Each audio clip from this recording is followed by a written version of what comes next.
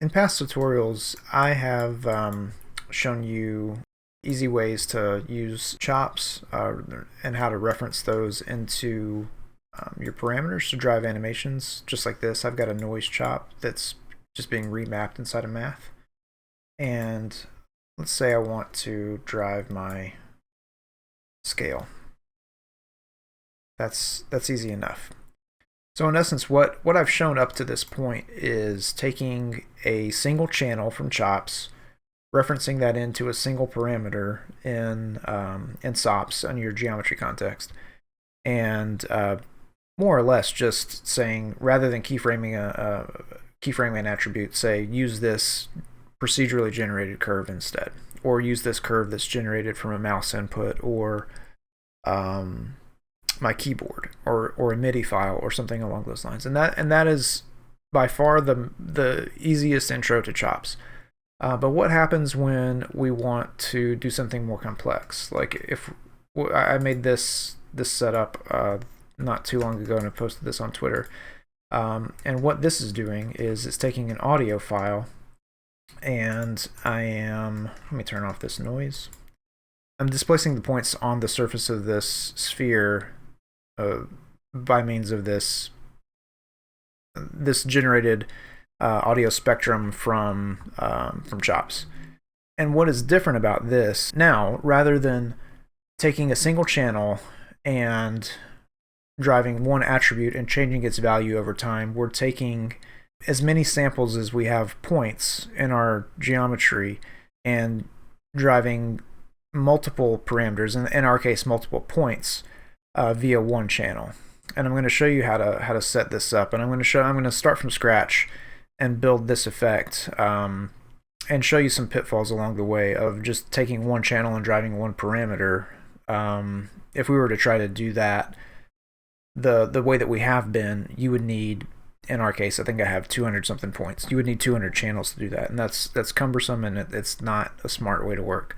So I'm going to show you a way to access as many samples as you need per points or per attributes, whatever you're trying to drive, via one channel. So let's jump in and build this. I'm just going to drop down another geometry container. I'm going to call this tutorial, and I'm going to jump inside. And to illustrate what we're going to be building, I'm going to start with a simple line. So I'm going to make a line, set it in the X direction, make it 2 units long, and I'll give it I'll give it 48 samples to start with, samples. I'll give it 48 points. Now I also need to, in my chop network, I just split my pane here and have these locked 1 and 2, so that I can have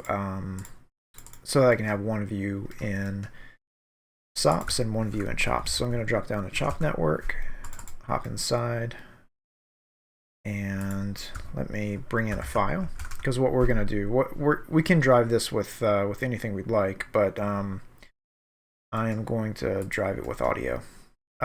Just a note: when you hop into a chop network, its view up here in your 3D viewport defaults to whatever's turned on at your highest object level. So that's why we were seeing that other sphere. So just hopped up and turned that off. Let's bring in my file. This file is a free audio file that was that I found online. I'll provide a link to it and credit the artist for kindly providing that. And all right, so when we bring in an audio file, we get a really dense waveform. Audio by nature is pretty dense. You can look. This has 44,000 samples a second, and we're operating at 24 frames a second, which you can think of as samples. So this is far too dense. So what you'll see a lot of people do when they bring in an audio, and also audio has 2 channels. These channels are really similar, but you can see the difference in there. And the 2 channels are just right and left, so it's stereo audio. So first thing I'm going to do is delete. I'm going to choose one of these files to delete. Just get rid of that T. And I'm going to delete channel 1, so I'm left with channel 0. And we'll see that over here in the channel name. There it is. if you don't see the channel name, it defaults to the center of the screen. So you just need to slide to a part of your chop that doesn't have much going on, so you can see it. So there's channel 0. And the next thing I'm going to do, I'm going to show you what I see typically done with audio. So we'll drop down an envelope filter, and what an envelope filter do, it's actually really easy to see what it does more so than explain it. It sort of traces the positive side of your waveform, and it envelops it in this in this curve. And now the nice thing, a nice feature that's built into here, we can, if we middle click on this, we still see that this is 44,000 samples a second. But you can resample your envelope to whatever you would like. So I've resampled it to 24, just because I'm working at 24 frames a second. And you can see it's still a pretty decent approximation of our curve. You can sample it a bit higher to get it closer, but I mean, you can go to 48. I think I actually gave us 48 points, so I am going to do it at 48 samples. Okay, so, but we still haven't done anything with this yet. So now, if we were to try to just reference this in, I'll do it. This is not the right way to do it, but I'm just going to show you. So you'll see. We're going to have to, I don't want to say we have to jump through hoops to get where we're going, but we have to do some things in a pretty specific way, and I'm going to show you why that is. So if we were just to grab this channel right by the name and drag and drop it on the Y position, you can imagine what that's going to do, okay? It is just bouncing our, actually let me turn on this audio file.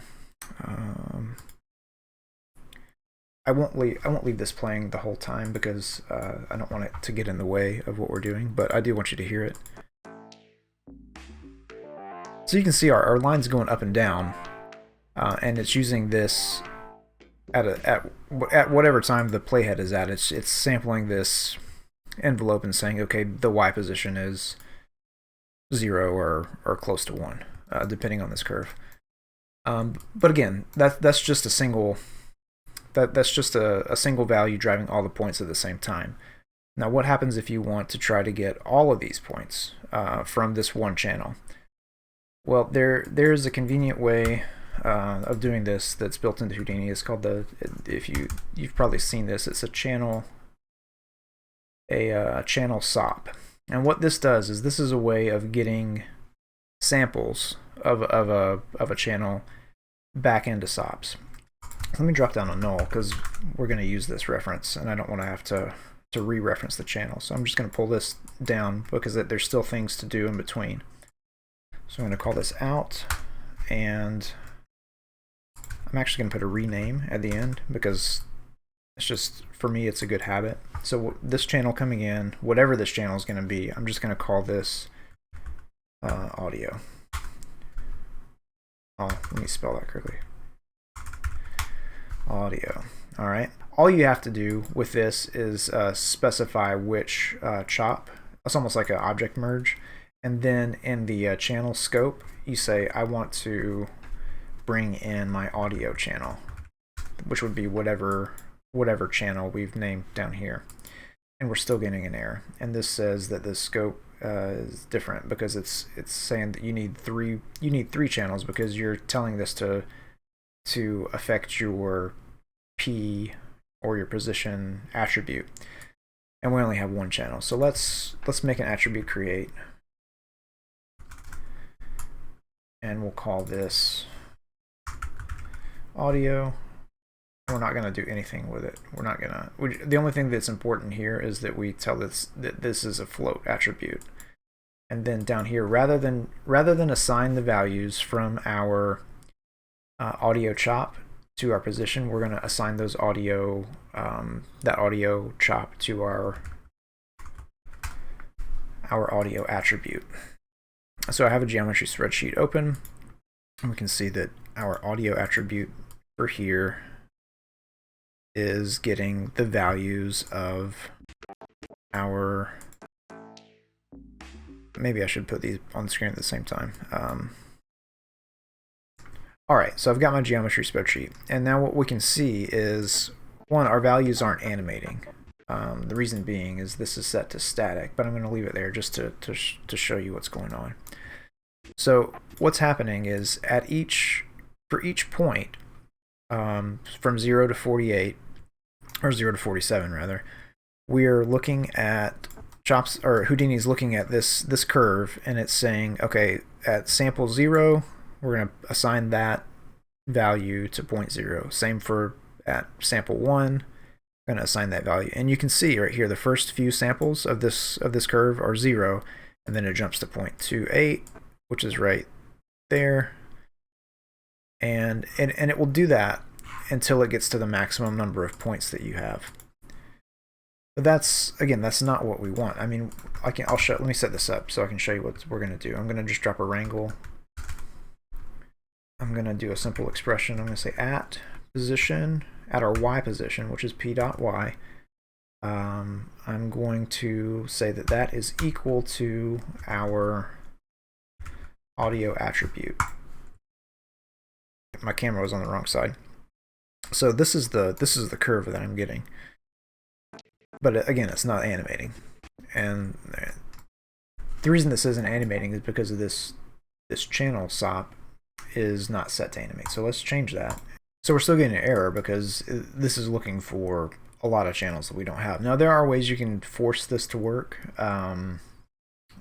Since we only have one channel, we can say, well, only work on one point. And it's still mad because it says, hey, audio 0. It needs your channels to be specifically named, whatever the channel is, and the whatever point number it would correspond to. So if I put channel 0 here, sure enough, this will work. If I limit that to 0.0 as well, you will get this. So 1 point being driven by this audio waveform.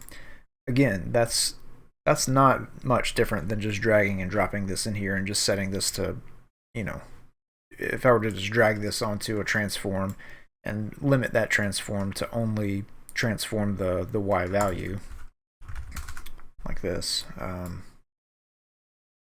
so only operate on 0.0 and translate. Occasionally, when you drag and drop these things too fast, it sort of chokes. Come on.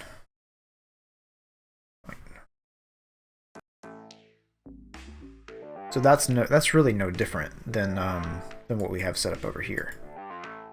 And so all that to say, like, using this animation, forcing this to animation when you don't have enough channels, it's no different than what I've been doing in past tutorials. So let me delete this and delete that. Set my audio name back to audio. Now what we want to do is we want to leave this static, because this is more to the point what we're looking for. But we need to trick Chops into sort of sliding this audio curve over time to mimic what would happen if you were playing through this as an audio file. So there is a way to do that, and it's simple enough. It's called a shift chop. And what I'm going to do is use a quick expression, just say $t times -1. And as soon as I do that and I play this, you'll see exactly what's happening. So now my audio channel, I'm tricking it to mimic what it would be doing if it played. If it played forward, your playhead moves in the positive direction at the value of time. So I'm sliding my curve to the left at the negative value of time. So in essence, we're playing our audio and we're getting animated points from one channel, and I think that's great. And the trick is that you have to set this to static, because again, we're not going to bring in 48 channels of audio to get an effect similar to this. So after recording this and then watching it back, I felt like this little section was confusing, so I'm just starting over for this one section and re-recording it. So if there's slight differences, that's why. So what we don't want is our points to just slide across the screen like that.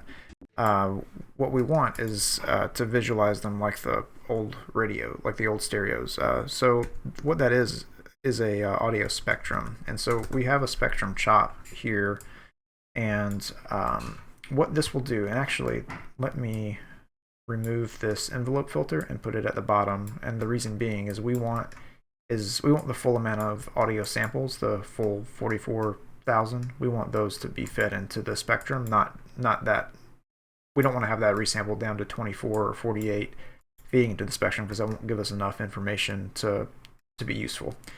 So let's take a look at what this spectrum does. Let me hit play. And by default, you can see, I'm just going to open up my motion effects view a little bit bigger, and I'm going to track along with my playhead. So what you can see that this does is, by default, this tracks in time across across whatever's happening in our. It basically goes in time across whatever channel it's filtering. And since we are since we're tricking Houdini into playing this back a different way, like by using that shift chop, we don't really need to track along our timeline. This spectrum doesn't need to be time driven. What it needs to be is we need to set this to analyze our full segment.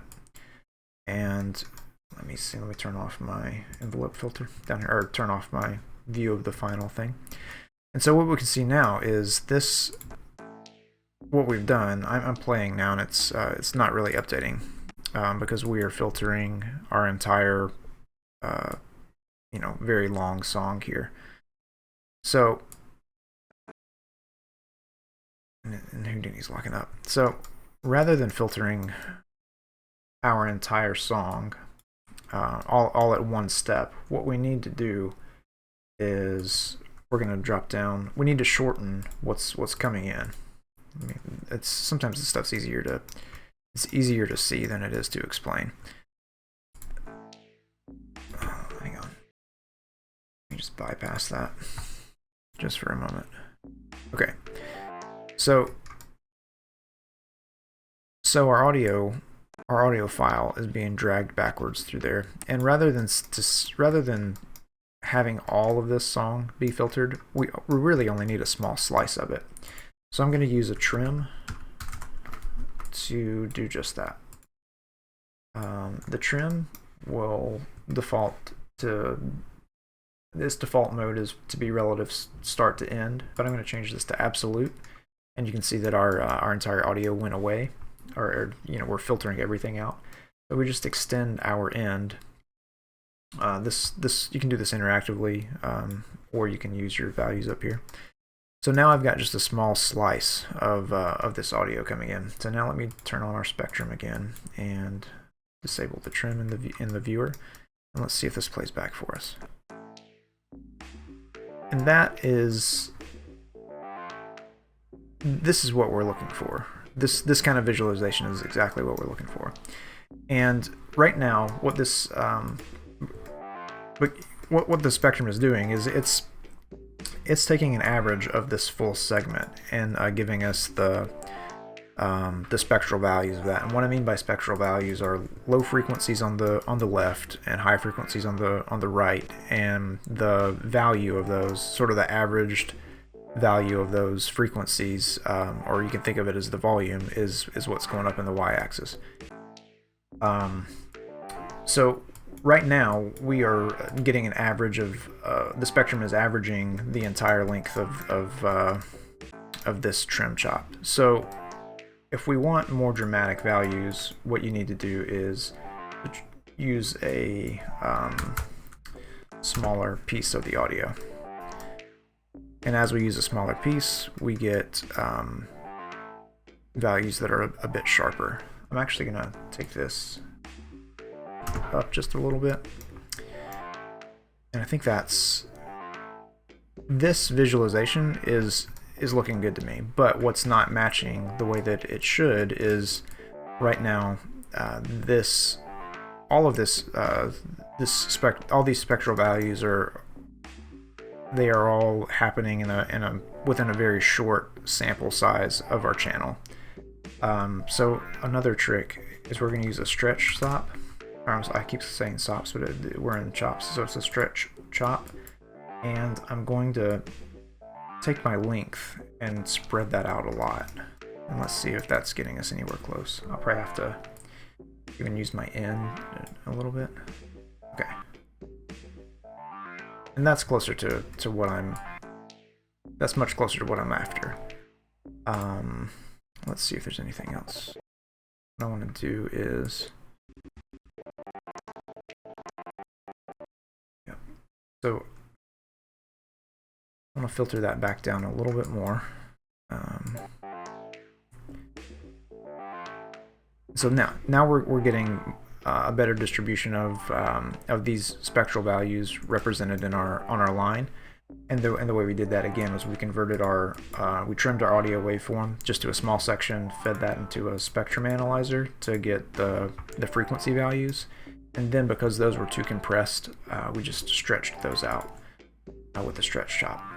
And then lastly, what I did my first go around, and what you'll see if you pick back up in the tutorial, is I used a trim after that, because I felt like in my other version of this, the version that I sort of stumbled through the explanation of, even worse than I'm doing now, I felt like these low values that are associated with, I feel like the bass and the snare, the drum sections, what I did was I wanted to trim those out. So I stuck down another trim chop, and I literally just, from the start position, I just filtered out those first values.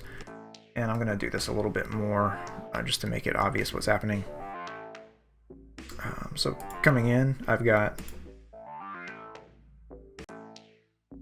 these ones over here, and I felt like those were muddying up what I wanted to do. And so with the trim chop, I've just trimmed those out. And then after the trim chop, what I will do is I'll put another shift, and then I will just pull this back to the beginning of my points, because I didn't want my first points to be doing absolutely nothing, but I didn't want them to be reflected as those percussion values either. So hopefully that is a bit more clear explanation of what the spectrum chop will do and why that's important. And now we'll go back to the main recording. Again, I re-recorded this section for clarity. So that's where I'm gonna, more or less, that's where I'm gonna leave this. The last thing I want to show with this is I want to make this a bit more procedural. So right now we have 48 points, and we have if you left click or middle click here, you have 48 samples. Now if we were to make this, let's make this 4 units long and make this 96. We're still turning out okay. I'm going to turn my audio off for a second, so I'm not talking over that. Now, if we move this to 96, we'll get a bit better distribution of it. Now, if this were still 24, all of your animation is happening closer, down here, because we don't have enough samples. And now if I take this down to 12, it's going to look really bad. So ideally, I mean, you can leave this not procedural if you would like, and you can just manually change those values based on your based on what you have coming in. But if we want to build a system out of this, because eventually in just a minute I'm going to replace this line with a sphere.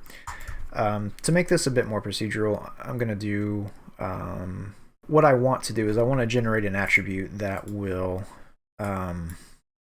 this is basically my maximum amount of points.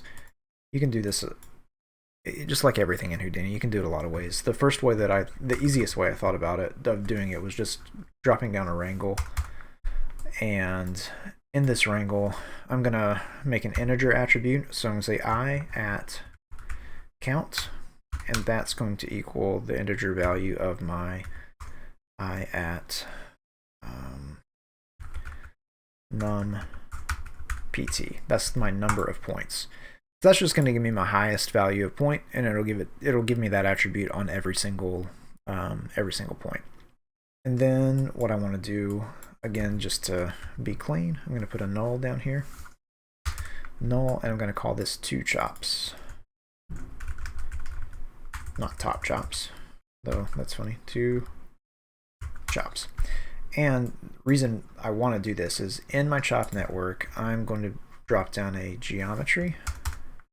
This is the means that you bring in different information from chops from SOPs into chops. So I'm going to just drag and drop that, and immediately what you can see is if I turn off my others, since this is just a line, what this is doing, this is saying, hey, very similar to this, we are bringing in our static value of our line, and for every point that we have, every point in our geometry, we're given a value, and this is just our translation x. So from 0 to however long that is, that's our x value. Our y and z values are nothing because, and now if I change this, you'll see you'll see my channels updating.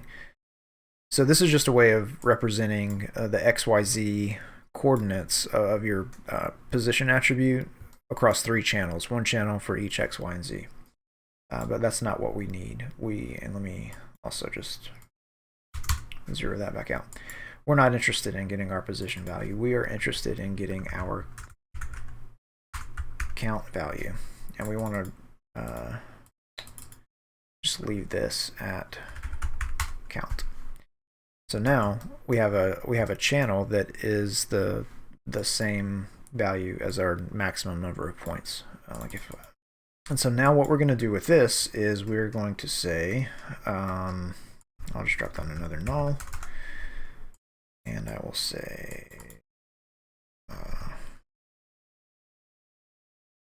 count ref, and then in my envelope, what I want to do is make sure that this is highlighted.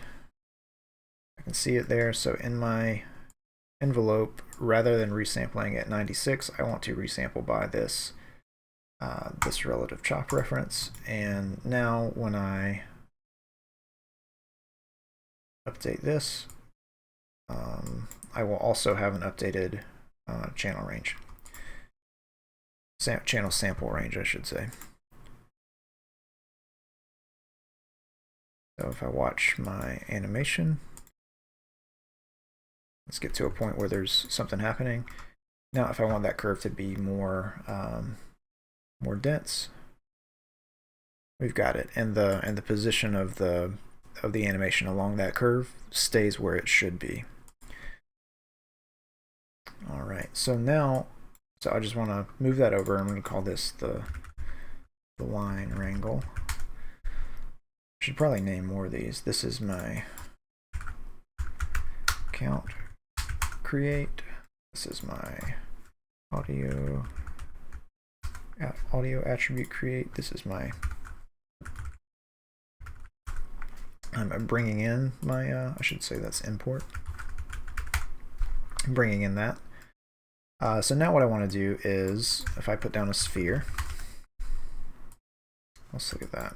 Let me turn off points and I'll turn on wireframe this time. I want to have a polygon so it's triangulated like that, and I'm going to do just 3 subdivisions. So I have 92 points. I'm just going to drop this right in. And let's see what we get.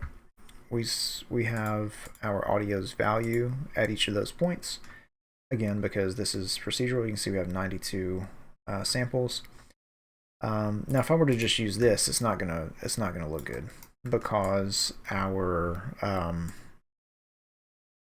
basically since I don't have any if I just do say plus audio, what's going to happen is all of my points that are getting assigned, all of my points are being transformed only in the y direction by the audio value. So that the same setup doesn't work the way that we want it to. So let's just do a new one. Do an attribute wrangle. And what we want to do is we want to say our position across all channels, across X, Y, and Z, is going to equal our normal times our audio.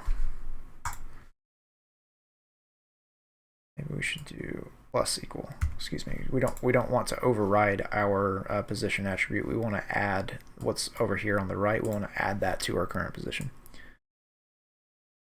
All right. It's pretty intense. So let's add a multiplier. Times channel. I'm just going to create a channel here and call this audio mult. Just shorthand for a multiplier value from my audio. And now I can dial that in a little bit more interactively. Okay. Now if we add a subdivide, to get it to look a little bit nicer. Let me turn my audio back on so we can hear it. See if it'll play.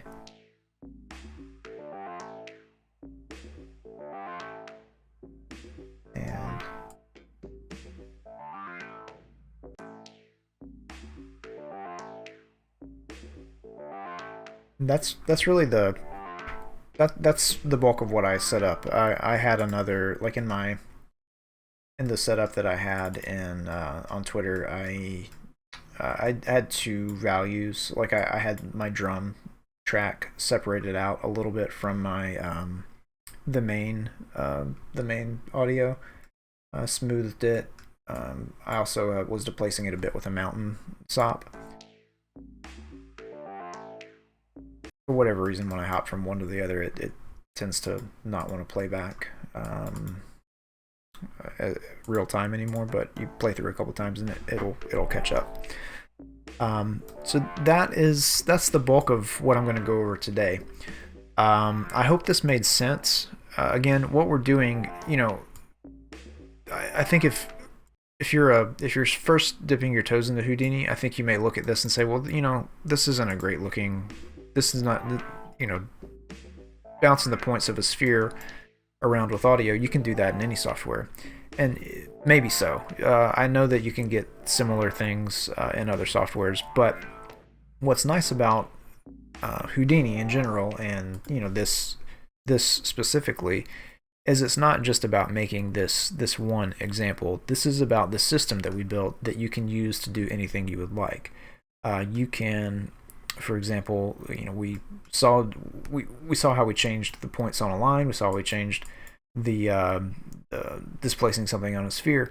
But from this point, you could use this sphere to create velocity vectors, and then you could drive any kind of sim that you would want with those velocity vectors. You don't have to, the attributes that you're driving, you don't have to drive position. You could be driving color. You could be driving anything that you can think of, and that's what's great about Houdini. You build one thing and then you apply it in any place that you could see a need for it.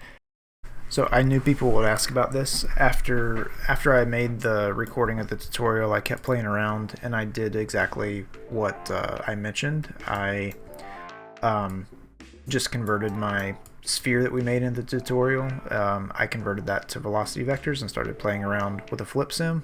I know everybody's going to ask you know, how this was done, so I'm going to step through it very, very quick just to show you. And then if you're interested in going further than what I'll show here, I'll have this file up on Gumroad.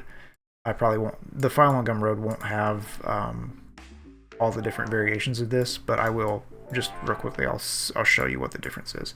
So all I've done here is I have our exact same sphere that we ended up with from the tutorial, being displaced by our audio. I did turn down the audio mult a little bit, so it's not quite as strong. And then I used a point velocity SOP, and I am calculating our velocity from our deformation, and then I am rasterizing that using a volume rasterize attributes. That's maybe a little bit hard to see. Let me just turn a dark background. And what that does is it takes the velocity from points and it converts that into a volume. And then I am feeding that into a flip sim. This is a basic flip setup with a flip object, a volume source on this side plugged into the velocity sourcing. And what this volume source does is it brings in our, I point the SOP path to our velocity, bring that in as a velocity field. We got it scaled up to 2.25. And then in our particle velocity here, I've got a pop attract, which pulls all the points back to center, and then a drag, which is just slowing down their motion. And that's all there is to it. And the only difference in those different, these different versions of my sim is I slightly changed the viscosity in the setup, and I lessened, or I varied the amount of the scale of the velocity. So where I ended up was 2.2. I think at my largest, like this one that was the most kind of the craziest. Oops. Yeah, this one that was the craziest. I think I had it up to 4 or 5, and I didn't like that being as crazy as it was, so I just toned that down. So again, if you're interested in digging into this, I'll have this file up on Gumroad, but I did want to take just a quick minute to explain it because I knew the questions would come.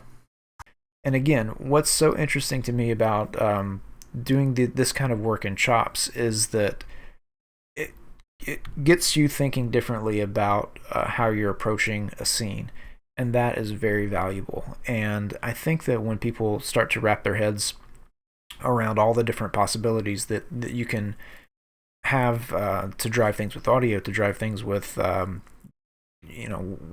with noises or whatever you have it, it opens up a lot of doors to some really fun possibilities. So again, I hope this was useful for anybody out there watching. I hope it made sense. Just to, I guess I'll recap what we've done. I brought in audio. So I brought in an audio channel. We saw how trying to just to use the channel SOP to displace audio, you kind of have to trick this by doing a little bit of animation in chops to fake playback for this to be set into static mode. Again, the difference with this in static mode is this will take a single channel from chops and distribute the information in that channel across all the points of your incoming geometry. Now, if this was set to animation, what that's going to do, if you have 100 points, it's going to look for 100 channels. And if you don't have 100 channels, then it's not going to work. It's just going to give you an error. So the trick around that is to animate your channel, be that audio or whatever, have that move in your chop network, and then those values will change over time. Again, the reason that we didn't just use a normal audio curve is because it looked a little bit lame, and it was just like bumpy lines moving right to left across the screen. So we used a audio spectrum to convert our audio waveform into spectral values. So your low frequencies on the left, high frequencies on the right. We filtered those, stretched them out, selected a little bit more specific ones with a trim chop, and then used an envelope filter linked to the number of our points to procedurally give us the right number of samples in our chop to match the number of points on our object. And then in a Wrangle, all we're doing is taking our current position, and along our normal vector, we are adding the audio attribute value to what we have. And then because that was too high, we just added a multiplier to tone it down a little bit. You can do that in VOPs. It's probably, if I were to build that out in VOPs, if this confused you, the VOP might also confuse you. Sometimes it's helpful to see that visually. If so, let me know. I can post a screenshot on Twitter of a VOP that will do the same thing. So in the interest of time, I'm just going to go ahead and say goodbye. Thanks for watching. If you find these videos interesting, by all means, subscribe. Follow me on Twitter for more. I am definitely going to have at least a couple more tutorials just on processing audio in chops, because I think it's I think it's that powerful, and I think it's there are that many options to do different things. So stay tuned for more of those, and thanks again for watching.